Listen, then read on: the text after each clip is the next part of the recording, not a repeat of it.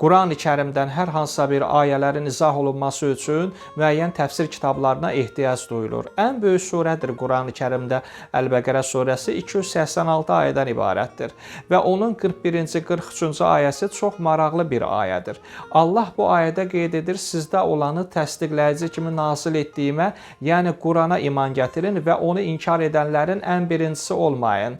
Mənim ayələrimi ucuz qiymətə satmayın və yalnız məndən qorxun. Təbii məsələdir ki, bu ayənin təfsirinə biz nəzər salanda Həzrət Məhəmməd əleyhissalamın dövründə ona qarşı çıxan insanlar var idilər. Məhəmməd əleyhissalamı döyürdülər, söyürdülər, bəziləri ümumiyyətlə Peyğəmbərimizin peyğəmbərliyini qəbul etmirdilər, bəziləri qeyd edirdilər, o da bizim kimi sadə bir insandır, ona vəhiy nazil olmayıb, onun dediyi sözlər yalnız şeirdən ibarətdir, amma Allah Qurani-Kərimdə müəyyən məsələləri qeyd eləyirdi. Yəni, Quran Allah tərəfindən Məhəmməd əleyhissalama nazil olmuş bir kitab idi və mənim ayələrimi ucuz qiymətə satmayın və yalnız məndən qorxun.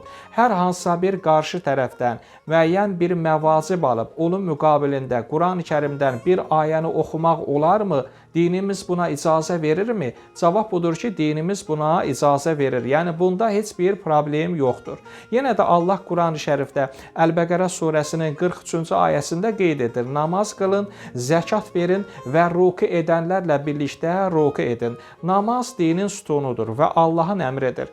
Diqqət eləsək, görərik digər ayələrə, digər Quranın ayələrinə nəzər salanda Allah bu ayədə namazla zəkat məsələsini bir yerdə qeyd eləyir. Təbii ki, zəkat dinimizdə dini bir vergidir. O ayrı bir mövzudur. Ruku edənlərlə birlikdə ruku edin. Əgər bir namazın rukusu, səzdəsi, təşəhhüdü, salamı, qunutu yoxdursa, təbii ki, o namaz sayılmır. Əslində o dua sayılır. Ona görə də Allah Quranda qeyd elədi, namaz qılın, zəkat verin və ruku edənlərlə birlikdə ruku edin.